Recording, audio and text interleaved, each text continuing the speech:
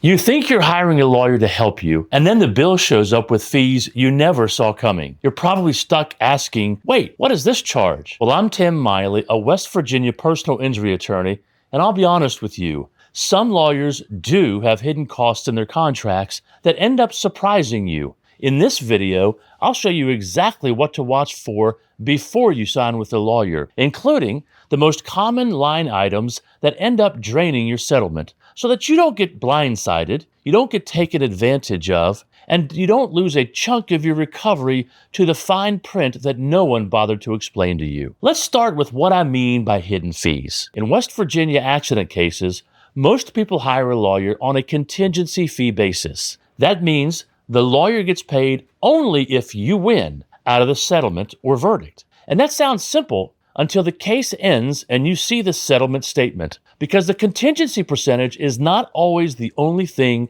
coming out of your money. There can also be case costs, contract-based fee increases, lien-related charges, or other deductions that reduce what you actually take home. And my goal in this video is simple. You should know what to look for before you sign anything, so you're not shocked at the finish line. Now let's talk about the first place that people most often get misled. A lot of firms advertise a standard contingency fee, usually around 1/3. So you think, if my case settles for $60,000, my lawyer takes $20,000 and I take home $40,000. But then you see additional deductions listed below the fee. And it's not that all costs are wrong. Some costs are real and necessary. The problem is when clients never get a clear explanation of what will be charged and how it will be calculated. So from the beginning, you want two things from the lawyer you are thinking about hiring: clarity and a paper trail. Now here are the 5 categories that most commonly surprise people. The first category is case costs. These can include things like medical records requests, filing fees,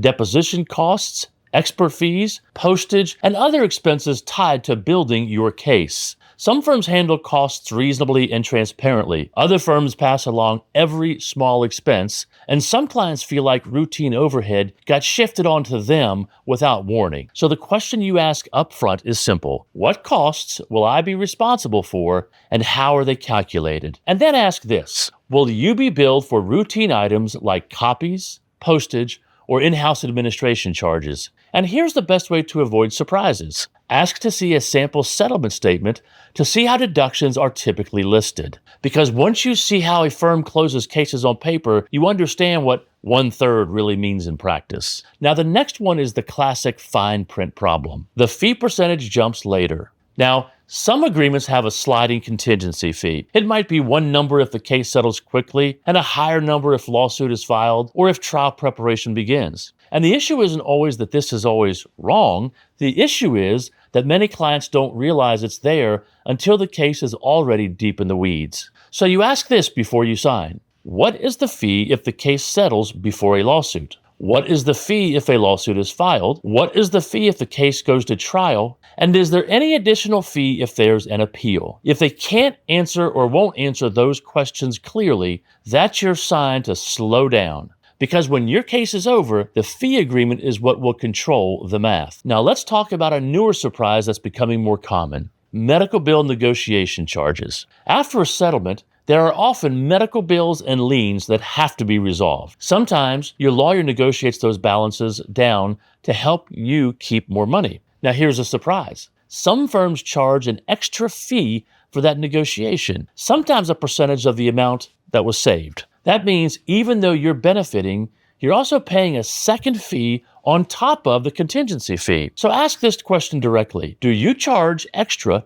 to negotiate my medical bills or liens, or is that included in the contingency fee? Get that answer in writing, because you don't want to find out at the end that negotiation became another line item against your share. Now let's hit another area people don't think about until it happens behind the scenes: referral and co-counsel arrangements. Sometimes a lawyer brings in another firm. Sometimes it's a referral, sometimes it's co-counsel. This can be completely normal. The key is transparency and whether it changes your total fee. So you need to ask, is any other lawyer or firm involved in my case? And if so, will that increase my total fee in any way? You want it spelled out that your total fee stays the same regardless of how firms split it internally, because you should never be surprised by another firm's deduction appearing after the fact. Now let's talk about the last category, the catch-all deductions that make people feel like the money evaporated. Unexplained end-of-case deductions. This is where you'll see vague labels like processing,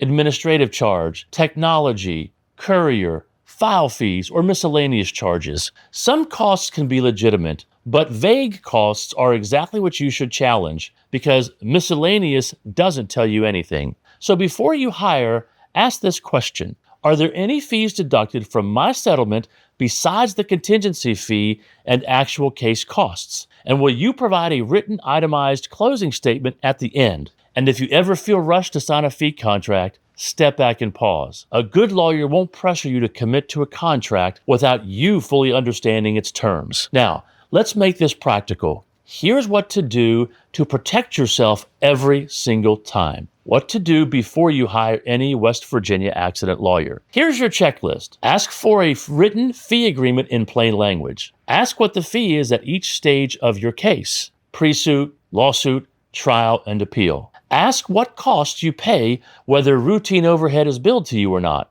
Ask if lien or medical bill negotiation costs you extra. Ask if any other firm is involved and, if so, confirm that your total fee won't increase. Ask to see a sample settlement statement so you understand the final math. And never sign on the spot if you feel pressured. Your settlement is supposed to help you rebuild your life. You shouldn't have to decode a surprise bill at the end to understand where it went. Contingency fee is only part of the deduction. Case costs can shrink your take-home money fast. Some contracts increase the fee after suit is filed. Some firms charge extra for lien or bill negotiation, and get everything in writing and ask for a sample settlement statement before you sign on the dotted line. Now that you know how hidden fees can shrink a West Virginia injury settlement, the next thing you need is how to handle the insurance company from day one. Watch the next video. 5 questions insurance adjusters don't want you to ask. Those questions can protect your claim early and help keep thousands more in your pocket. See you over there.